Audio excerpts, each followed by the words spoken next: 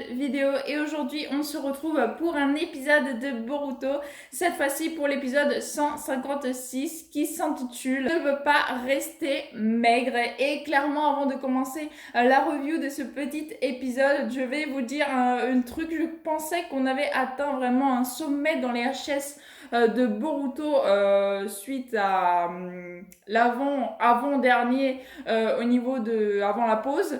Mais clairement, là, je pense que c'était vraiment maintenant celui-ci le plus nul de tous les hors-série de Boruto. Clairement, j'ai pas du tout aimé cet épisode et pour plusieurs raisons que je vais vous énumérer au fur et à mesure où je vais bien sûr vous dire qu'est-ce qui s'est passé durant ce petit épisode-là. Mais clairement, je l'ai pas du tout aimé. Par contre, bien sûr, ça me fait quand même plaisir puisque le week-end prochain, dimanche, on va avoir enfin un vrai épisode de la trame principale de Boruto et il était temps. Franchement, ça fait super longtemps qu'on n'a pas eu une trame principale digne de ce nom, parce qu'on a eu bien sûr l'épisode des Mujina qui était vraiment de la trame principale, mais voilà, on a eu quoi, 2-3 épisodes et après c'est reparti sur des HS. Donc là, j'espère que vraiment ça va être qu'ils vont rajouter des trucs par rapport au manga. Voilà, ça j'aime bien et visiblement ils vont en rajouter puisque ce qu'on a vu du prochain épisode on l'a jamais vu dans le scan.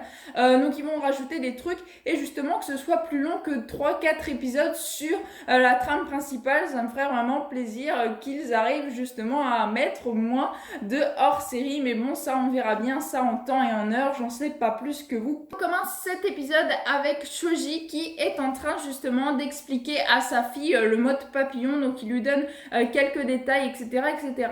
Et il lui dit quelque chose que j'ai du coup pas aimé et que je voulais voir avec vous.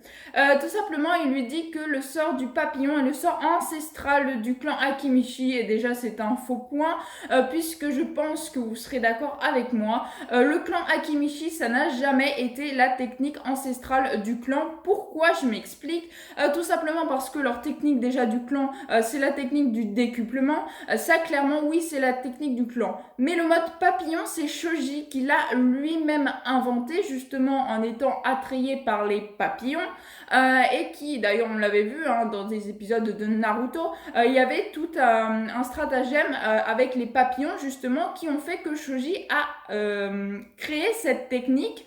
Mais ça n'a jamais été une technique ancestrale du clan Akimichi. Déjà, ça, c'est un point négatif pour l'épisode et un gros point, puisque vraiment, on n'a jamais vu, par exemple, le père de Shoji utiliser cette technique. C'est vraiment pas une technique ancestrale et ils le disent plusieurs fois dans l'épisode, alors que ce n'est vraiment pas le cas. C'est une technique propre à Shoji qu'il a léguée à sa fille, mais ça n'a jamais été une technique ancestrale du clan Akimichi et ça, clairement, j'ai pas du tout aimé. J'ai l'impression vraiment que l'épisode a été fait à la va-vite et qu'ils ne se sont pas attardés justement sur ce détail-là qui, pour moi, est un détail qui vaut le détour et ce n'est vraiment pas le cas.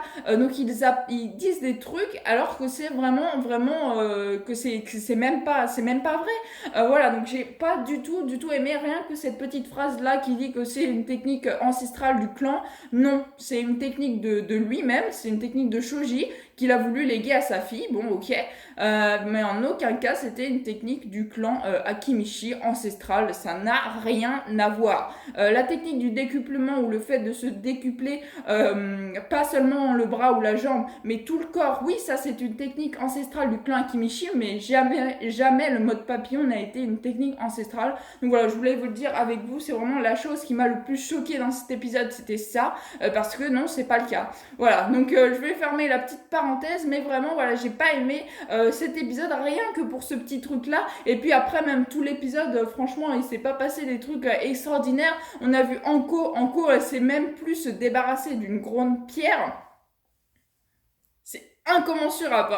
Voilà, je vais vous dire à peu près ce qui se passe dans l'épisode comme à chaque fois. Je vais revenir sur les détails que j'aime pas, mais clairement, voilà, cet épisode-là, j'ai trouvé nul de chez nul. Et moi qui aime beaucoup les hors-séries, voilà, j'ai rien contre les hors-séries, mais franchement, là, c'est abusé.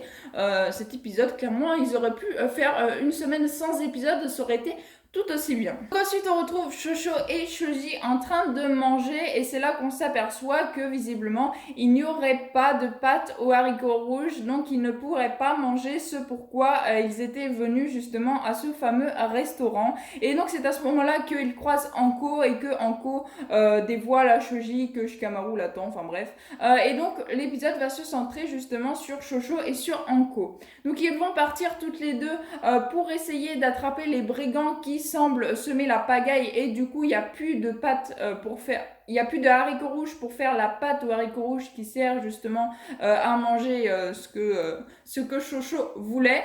Et donc ce qu'il se passe, c'est qu'ils partent toutes les deux justement avec bien sûr les marchands qui vont, enfin les livreurs plutôt, qui vont de village en village pour livrer justement le haricot rouge. Et donc bien sûr ils se retrouvent face à des assaillants. Donc les livreurs se barrent et bien sûr Shosho et Anko apparaissent pour justement protéger les haricots rouges. Donc ce qui se passe c'est que voilà, ils font des techniques. Anko se fait battre en une seule seconde. Clairement Anko c'est un personnage que je trouvais tellement classe dans Naruto que j'aurais d'ailleurs aimé qu'elle soit plus développée et qui a été développée grâce à des hors-séries dans Naruto, à la fin de Naruto je crois. Oui, c'est ça. Et qui a été développé donc pendant son enfance, etc. Comment elle avait rencontré Orochimaru, enfin bref. Il y avait eu toute une histoire sur Anko que je trouvais plutôt classe. C'est un personnage que je trouvais vraiment très très classe. Et ils l'ont clairement défoncé dans Boruto. C'est un personnage qui ne sert plus à rien à part à manger, visiblement. Et enfin voilà, c'est vraiment un personnage que je trouve qu'ils ont délaissé et qui aurait tellement pu être super. Donc là, en gros, voilà, elle se fait battre en un seul coup, elle est nulle. Et c'est Shosho donc qui utilise le décuplement qui arrive justement à libérer Anko. Seulement, elle crée un espèce d'éboulement parce qu'ils sont sur une espèce de falaise. L'éboulement, il est plutôt à leurs pieds. Hein. C'est pas un éboulement qui vient sur eux, c'est un écroulement plutôt. Donc voilà, donc Shosho sauve Anko in extremis parce que là encore, Anko ne s'est pas sauvée toute seule. Chercher l'erreur, enfin bref. Et Shosho sauve bien sûr l'espèce de cargaison avec les haricots rouges pour pas qu'ils s'ouvrent et puis qu'ils aillent par terre dans la saleté, tout ça. Donc elle utilise le mode papillon. Donc elle arrive à faire en sorte que la charrette avec les haricots rouges arrive plus en bas, vu que c'était en train de s'écrouler. Elle arrive justement très très bien à sauver les haricots rouges. Seulement, bien sûr, les brigands qui, eux, étaient restés en haut, et bien sûr, ils vont essayer de chercher cette fameuse cargaison qui est tombée. On s'aperçoit que Anko s'est fait bloquer par une pierre. Anko, un ninja supérieur qui se fait bloquer par une pierre et qui n'arrive même pas à la détruire.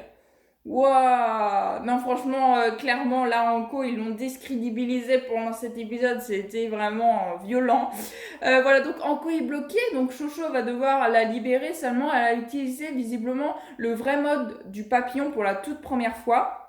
Et donc, elle est toute maigre, elle n'arrive pas à regrossir. Elle se rappelle bien sûr les paroles de son père, comme quoi il faut manger pour pouvoir regrossir après avoir utilisé justement cette technique.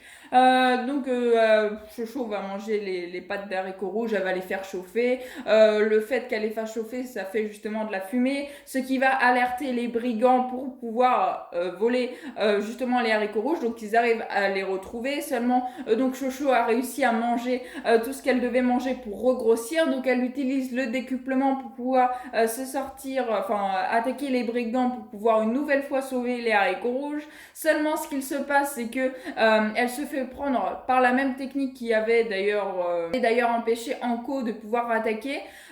Du coup, ce qu'il se passe, c'est que bien sûr, la technique avec du Raiten de l'un des brigands marche bien sur Shosho. Seulement, elle a envie de protéger du plus profond de son cœur Anko et les haricots rouges. Et du coup, elle arrive à faire son mode papillon une nouvelle fois, la forme exacte du mode papillon.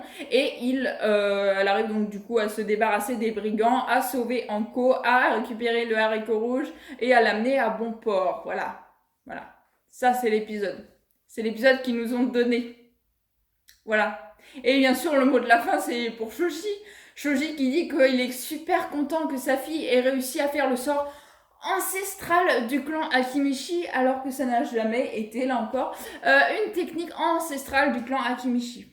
Voilà, vous pouvez voir ma vraie métamorphose durant cet épisode. Cet épisode, moi, ça a appris beaucoup de choses. Il n'y avait aucun message derrière. Autant l'épisode précédent, il y avait quand même un réel message derrière du fait que le chat, voilà, il avait le même prénom que sa sœur qui était morte, qui voulait lui dire au revoir et qu'il n'a pas pu. Enfin voilà, il y avait un vrai message derrière le dernier épisode. Par contre, celui-ci, clairement, déjà, ils nous disent une énorme connerie comme quoi c'est le sort ancestral. On voit Anko qui sait plus qu'utiliser le truc spectral et puis c'est tout ce qu'elle sait faire. Après, elle ne sait pas se débarrasser d'un gros rocher. Après, vous allez me dire, elle s'est fait coincer son pied dans les... Enfin, Anko, elle se sert de ses bras, elle se sert pas de ses jambes. Donc, et puis là, le rocher, il était juste à côté d'elle. C'est pas comme s'il était loin devant. Non, non, il était juste à côté d'elle. Elle avait juste, je sais pas, à faire quelque chose. Enfin bref. Bref, voilà, j'ai pas du tout aimé cet épisode, vous l'aurez compris. Durant cette review, c'est rare, franchement, quand j'aime pas du tout un épisode, mais là, c'était réellement le cas. Par contre, bien sûr, dimanche, je vais m'empresser de voir cet épisode de la trame principale que j'ai vraiment hâte de voir. Donc, visiblement, Sasuke et Sai auraient remarqué des traces de l'organisation de Kara à Ame, le village original de Pain, enfin de Yaiko plutôt, de Conan et de Nagato, qui était vraiment une team que j'adorais. Donc voilà, on va retourner dans le village d'Ame qui visiblement lui par contre ne se serait pas modernisé et serait resté tel quel depuis la 4e guerre ninja. Donc voilà, vraiment hâte de voir ce qui va se passer là-bas avec Sai et avec Sasuke. Mais on verra ça justement dimanche prochain. Donc voilà, en tout cas, j'espère que vous aurez aimé cette vidéo. Si vous avez aimé, n'hésitez pas à liker, à commenter, à partager et à vous abonner. Ça me ferait vraiment très plaisir. Je vous souhaite une excellente fin de journée. Prenez soin de vous, faites attention à vous et moi, je vous dis à la prochaine. Ciao, ciao.